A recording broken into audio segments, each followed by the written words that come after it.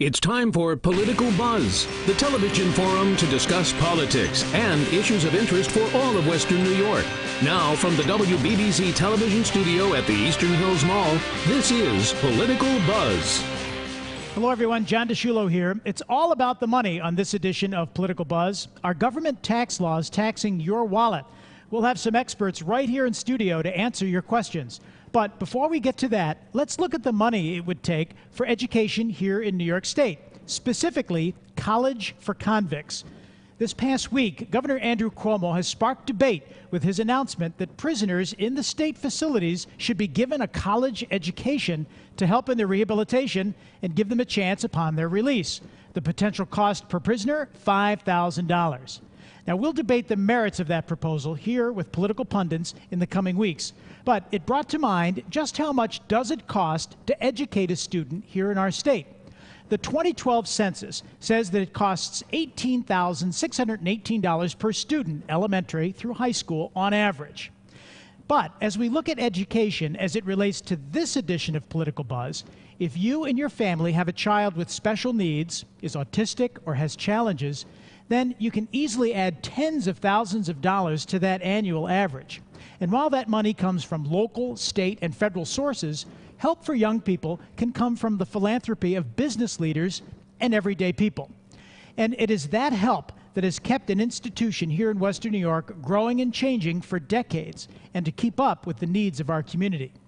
That institution is the Buffalo Hearing and Speech Center, one of the largest freestanding hearing, speech, and learning centers in the country. With a staff of just 17 in 1986, the center's website now notes that it employs over 350 professionals. Now, as WBBZ-TV joins the Billetier family and Chef's Restaurant in supporting one of the great treasures of our hometown, I wanted to share the touching personal stories gathered by our friend Annette Herman and Ryan over at Home Run Creative. They put together this video because the money spent on these students is definitely making a difference. I think every parent of a deaf child goes through the pots and pans, where you bang on the pots and pans, and without your child knowing, and there's no response. I mean, there's not even a flinch, nothing. Then you can't deny it anymore. You have to say, okay. 4 children in every 1,000 are born deaf or hard of hearing. That number jumps to a staggering 1 in 50 for infants in neonatal intensive care units. The Oral Deaf Education Program at the Buffalo Hearing and Speech Center is one of only 8 such programs in the entire United States. In this program, which employs the Moog curriculum, children learn to speak. Utilizing technical advances in cochlear implants and hearing aids, children become proficient enough to use speech as their primary means of communication. With this disability, it's so hindering if it's not helped early, because how do we function in life? Everything's through communication. It could affect so many aspects and areas of your life. When we discovered that Cameron was deaf, we decided to look into a cochlear implant. I felt bad for him. He was just 2 years old, but we didn't have a choice. If you want your child to hear so that they could function, he needed the implants. At the Buffalo Hearing and Speech, they're your support system, and they guide you through it. They just keep you going. They keep you going, and they give you that strength that you need. And then by the time your child's ready to graduate from the program, it's pretty much, you're good. It's all over. You're ready to send them out into the world. Great stories from Buffalo Hearing and Speech. The president and CEO of that center is Joe Kozo. Now, he's busy at the facility, so I took our hometown camera downtown to North Street to catch up with Joe and talk about the continuing challenges of helping young people, especially in light of the rise of reported instances of autism, how technology has helped make miracles happen. The mission started out as a speech and hearing clinic, but we're so much more than that today because of this expansion. And there's a lot of mystery, if you will, about autism, mystery in the fact that we really don't know what causes autism, and the treatment approaches to it are variable. But the one thing that research does agree on is that early identification and intervention is the best possible course of action for a parent. So what we try to talk to parents about looking early at their infant. So typically if your infant is not making eye contact with you and smiling back at you at around 6 months of age, that would be something to keep your eye on. If they're not oohing and eyeing and babbling by 10 or 12 months of age, that might be something that you'd want to keep your eye on. And certainly if they're not beginning to have some word development and speech development by 14 months or so. These are all things we'd want you to talk to your pediatrician about. The whole key is to get early identification, and then you're right, then that's where our staff could come in and do some evaluation and possibly some follow-up treatment services. Let's talk about some of the technologies as well, because you've given hearing back to children and adults based on the marvels of technology and cochlear implants and all kinds of things that years ago were just considered science fiction. Yeah, you're referencing a program here that's very unique. It's called our Oral Deaf Education Program. We follow a curriculum called the Moog curriculum out of St. Louis. We're one of only 7 schools in the entire United States that applies this technology. And basically what it is we identify at birth now, children are screened in the hospital, so parents know pretty early on, in most cases, whether their child has a profound hearing loss. And with the advances in hearing aids, number one, which are now digital and are so useful in helping get sound to a child, that and cochlear implants have changed the game. So we have a program now that starts working with children in their home at around 4 months of age.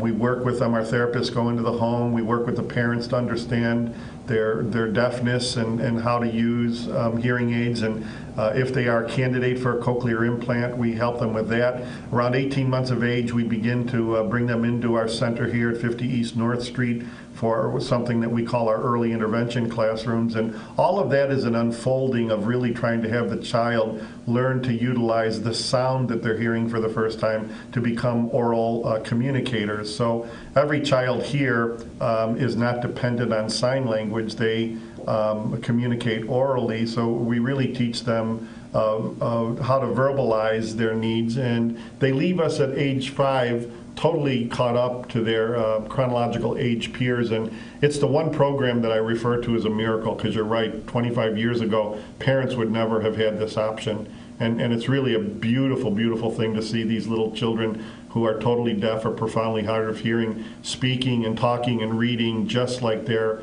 chronological age peers. When I walk around the classrooms, I go into these classrooms with deaf children and I hear them singing or talking or reading, and it's the most beautiful noise I've ever heard. And when I walk into a classroom with autistic children, many of whom were nonverbal and didn't have any regulation of their behavior, when I see them sitting in a circle, beginning to focus and to read, I'm really thinking that we are helping to create a future for these children that may not have been there a few years ago. And then the third thing that always stops me dead in my tracks is when I run into parents and they tell me about what happened to them when they were at Buffalo Hearing and Speech Center, and they talk about the staff and how wonderful the staff were.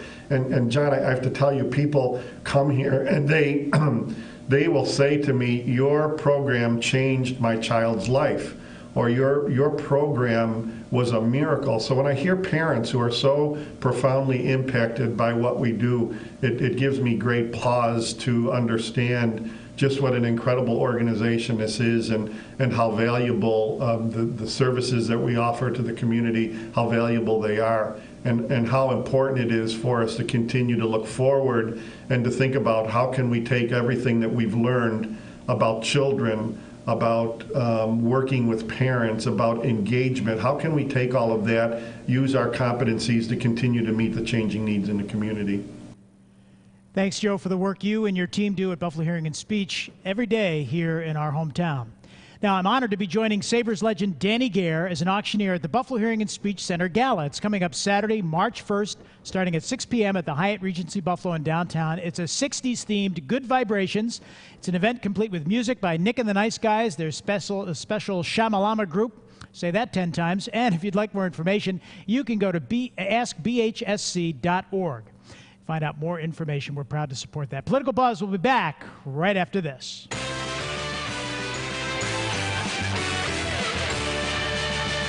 We have the EG tax team because it is tax season. Just like the chill in the air, there is a perhaps chill in your home. If you're wondering, am I going to be able to get this done? You can go to the team at EG Tax and they can help you. And joining us on our panel, we have Chris Fabian, Tiffany Fabian, hello, Esther Goulias, and Steve Jacobson. Welcome back to the show. We appreciate you being here. I wanted to pick up on a startling statistic that I saw in this AP article the other day. The IRS processed more than 147 million tax returns in 2013, but that was down slightly from the previous year, which I find kind of interesting that it would be down. More than 109 million taxpayers received refunds, which averaged $2,744. That seems like an excessively high. Is that the average that people get back? Well, you got to look that a lot of the average taxpayers don't pay taxes. You know, a lot of, if you're a family and you're under 50,000 and you have children, you have the credits to zero out your tax liability, so you're getting all your withholding back. But then when you add that to the people who make under, we'll say 35,000 and have children, they get the earned income credit, so they have a negative income tax, where you could have somebody who makes about $20,000 a year, have 3 children, and they walk out of our office with a $10,000 to $11,000 refund. And then also a few years ago, they had a refundable education credit, the AOTC, American Opportunity Tax Credit, and that's still going on, and that also leads to refundable credits too. So there's lots of stuff written in the code where you don't even pay in and you're going to get a big refund. See, what people don't realize is when you come to get your taxes done or you're doing your own tax return, it isn't about the income tax you owe. Many times you have no taxes at all. And the federal government it's a socialized program, is paying you. And so you get all these refundable credits that are going to you, and you get money back that you never paid in. The big focus this year is Obamacare, and I know that's the focus even of your advertising campaign, and you're helping people sort through it. We had some people in our audience in our last show that you helped as well, particularly with the website, which was rather complicated as a rollout. But I noticed here on this article that taxpayers will still be able to deduct medical expenses, but it will be more difficult for many to qualify, an exception for those over 65. And there's been some adjustments made based on your gross income. And it seems to me like the wealthier in our society are being taxed higher to pay for the Obamacare, to pay for the health care situation. And that's absolutely right, John. Not just in that medical expense deduction that you were talking about, but let's talk about something else too, the extra taxes that have been imposed on higher income earners. If you're a single person, $200,000, there is now an additional 0.9% Medicare tax and a 3.8% tax on investments for Medicare as well. Now here's the caveat about that. I just said $200,000 for single. However, if you're married, it's $250,000. So you could have 2 single people living together, $400,000. One married couple, $250,000. And believe me when I tell you, with inflation and dual income families nowadays, it could be easy to get to that $250,000 rather quickly. And then, John, what you were alluding to is the medical standard. It used to be you had to get over 7.5 of your adjusted gross income. Now they boost that up to 10% of your adjusted gross income unless you're over the age of 65, making that harder to achieve. Right. So for many of our viewers who may be a little bit older and may be in a situation where they need to sort through some of their medical situation, not only will you help them with that, but you will help them sort through the insurance options that are out there, particularly with Obamacare, no matter what your age. Absolutely. And small businesses, I would think, too. I mean, we are a small business here, and it's impacting businesses. And businesses are looking at this year in 2014, if you're a business that has over 50 employees, you're looking at potential penalties if you don't provide health insurance of up to $2,000, and if you have employees that can go to the exchange, $3,000 in penalties. So per person. Per employee that go to the exchange or you didn't provide insurance for. And those employers are looking at that in 2014 as well. So a lot to be sorted through with Obamacare. You mentioned something, Steve, interesting about marriage, and I noticed in this article, this has certainly been in the headlines as the world is changing. Same-sex marriages, partners now have a very different dynamic when it comes to what they file and how they file.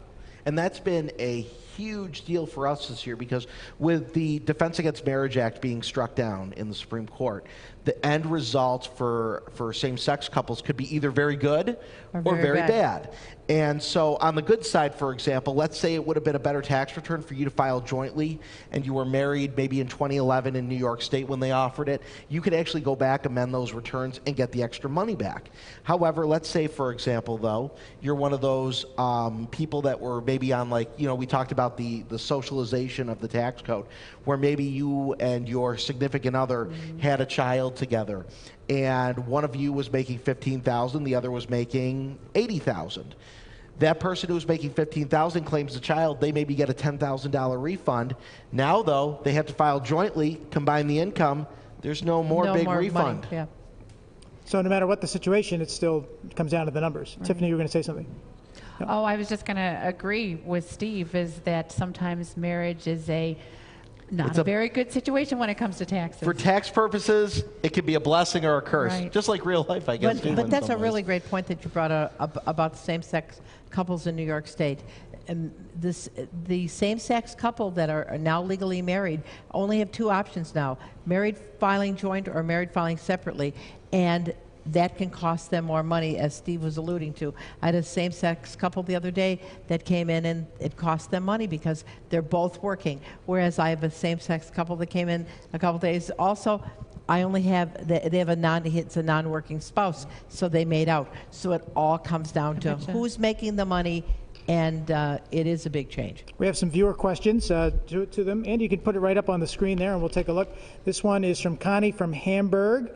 This one says, I'm thinking of putting money into a Roth IRA, but I'm confused because I heard you say that a Roth is not for everyone. I work as a secretary at a small manufacturing company, only have a pension, and I also have my 401k at work. I anticipate having a small pension plus Social Security when I retire, and any money that I can put into either a traditional IRA or Roth. Can you explain who the Roth best benefits? Okay, so the Roth IRA, the Roth is never taxed. So as soon as people hear that, they go, yay, I don't have to pay taxes, this must be great. Okay, except that if in this situation with this girl that's going to have a very low pension and Social Security, she was never going to pay taxes on it anyway. So because the exclusion after you take your standard deduction and personal exemption, she would have to make like $14,000 in taxable income before she'd pay taxes. Well, if she has a small pension and her Social Security is not taxable, it'll be tax-free anyway. So what she's giving up with the traditional IRA is a potential $6,000 deduction at her tax bracket, which might be 10%. She gives up $600 a year, maybe for 20 years, which is, what, $12,000, right? That she gives up so that she doesn't pay taxes later, but she wasn't going to pay it anyway. So that's where you have to really put a pencil to it and find out what your tax bracket is, what your projected tax bracket is. Now, if you're going to have a big pension and you have a bunch of money, then that, what I just said, is not true. Right, because the Roth grows tax-free. We have one more question. I am a former do-it-yourselfer who got audited this summer. I was so grateful to the help that EG Tax gave me that I vowed I would never do it myself again. But what do I bring in to have my taxes prepared? How long will this process take?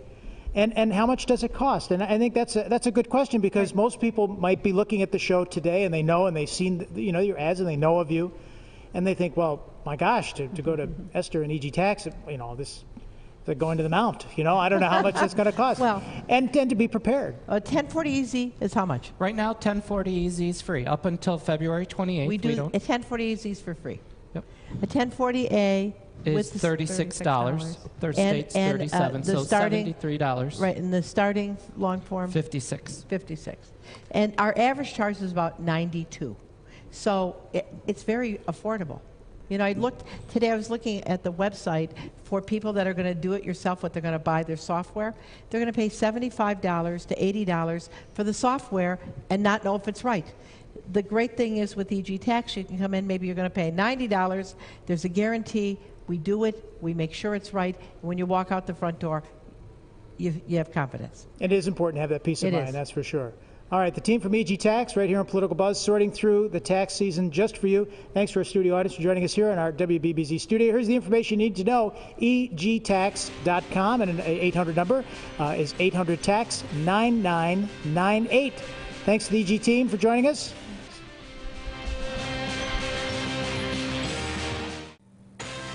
February's Black History Month, and WBBZ-TV is supporting the Queen City Black Film Festival. It's every Thursday during February. The next shows on Feb 20 and 27 are at 4:30, and they're at Roswell Park Cancer Institute, a very interesting place right there in the city to go and enjoy that. More information is on our website at WBBZ.TV. Now, recently, I had the honor of joining Gary Quinville, the president of the Western New York District of KeyBank, in hosting the Breath of Life Gala for the Cystic Fibrosis Foundation of Western New York. Gia Kuhn and her team at the CF Foundation do a great job raising money for research to find a cure for this very debilitating condition of the lungs. Life expectancy for those diagnosed with CF is getting longer, and I found this to be very inspirational because the bravery and positive resolve that young people who have CF, who are battling this, they are such an inspiration, and I met some of them there, including young person Rachel Russell, the Courage Awardee at the event. Rachel was captain of her Narden Academy squash team. She snowboards, and she's a star student. And her inspiration is very, very inspiring because CF is not going to hold her back. It means a lot to me that I can take something like a hardship in my life and help other people get through the same thing, because it may be more challenging for some people, or they may be having a tougher time with it. And I just hope that I can be successful despite their disease or their hardship in their life. I feel really a connection with anyone who would come and tell me that they have it, and I just hope that I can help them be the best person that they are. And I learn from other people too. They help me, and just knowing that I'm not alone in the struggle and of everything that's involved with cystic fibrosis. It's a really good feeling, not to know that other people are going through it, but just to know that I'm not alone. Congratulations to Rachel and the hometown heroes who are making a difference in battling cystic fibrosis. Now, as we said at the top of the show, this edition of Political Buzz was all about the money. From saving some on your taxes, we met the team from EG Tax, to making sure your tax dollars and charitable donations are well spent, helping organizations like Buffalo Hearing and Speech Center and CF Foundation, those organizations here in Western New York that make our area one of the best places to live in the country. Now, remember to join the conversation, like WBBZ-TV on Facebook, follow us on Twitter, and of course our website, WBBZ.TV. And as we end this edition of Political Buzz, remember, enjoy the good vibrations at the Buffalo Hearing and Speech Gala. It's all coming up March 1st. We'll see you next time right here.